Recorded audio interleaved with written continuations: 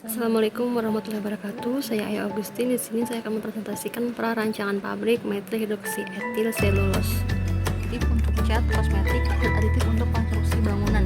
Nah, kebutuhan metil etil selulos di Indonesia ini masih diimpor dari RRC serta negara-negara Eropa. Karena belum adanya perusahaan di Indonesia, maka peluang untuk memproduksi produk tersebut di Indonesia itu cukup besar. Dan untuk memenuhi kebutuhan konsumsi HMEC di dalam negeri, maka perlu didirikan sebuah pabrik etil metil. Di sini kami memiliki 3 paten sebagai perbandingan. Yang pertama tahun 2007, 1984, dan 2008. Pembuatannya judulnya sama-sama proses pembuatan produksi metil hidroksietil selulos dengan bahan baku yang berbeda. Bisa dilihat paten pertama dan ketiga memiliki kesamaan bahan baku, sedangkan yang kedua hampir tidak sama. Kemudian di sini ada paten kedua hanyalah skala lab. Bisa dilihat paten pertama suhunya 65 sampai 90, paten kedua 40 sampai 70, paten ketiga 30 sampai 100. Dilihat dari suhu dan tekanan, paten pertama memiliki keunggulan yaitu suhu dan tekanannya rendah sehingga lebih ekonomis jika digunakan.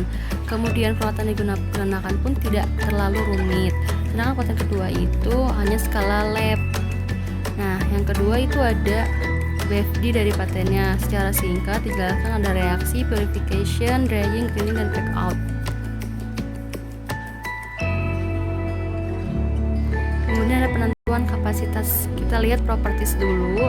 Di sini ada bahan bakunya cotton linter, sodium hydroxide, air, dan sebagainya. Bisa dilihat datanya sehingga didapat BM dari senyawa masing-masing.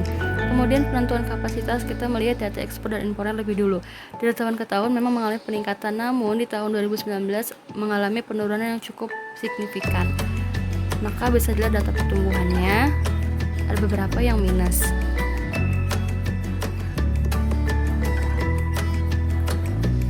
Kemudian ada kita menentukan data konsumsi, bisa dihitung dari ekspor impor yang telah kita temukan. Di sini supply demand-nya hanya 9 ribuan atau sekitar 10.000 ton. Sedangkan kami menghitung kapasitasnya 70% dari peluang. Jadi sekitar 7 ribuan ton per tahun yang bisa kita gunakan sebagai kapasitas. Bisa dilihat di pabrik di Asia. Kemudian perhitungan yang secara gamblangnya dijelaskan. Pertama, cotton linter masuk di tangki berpengadu 1 dengan ethylene chloride diaduk selama 15 menit dengan suhu 30 derajat dengan tekanan 1 atm. Kemudian tangki kedua ada NaOH 50%. Nah, ini kemudian ada di sini ada reaktor, cuman di tangki ketiga ada penambahan metil chloride dan etil chloride dengan perbandingan tertentu. Kemudian dari semua itu baru dimasukkan ke reaktor dengan pengadukan selama 6 jam. Suhunya naik mencapai 75 derajat Celcius.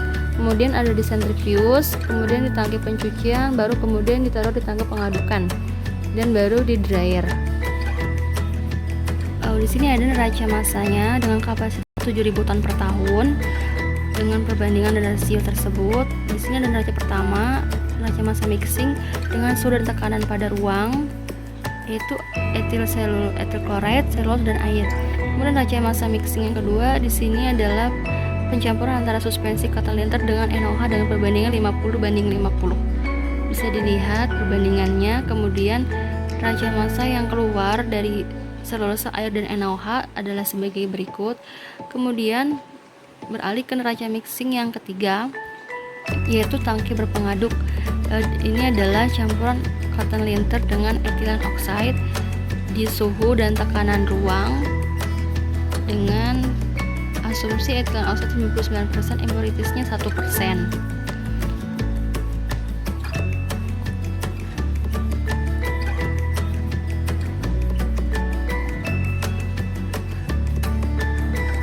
Kemudian di sini ada masuk ke neraca massa reaktor pertama.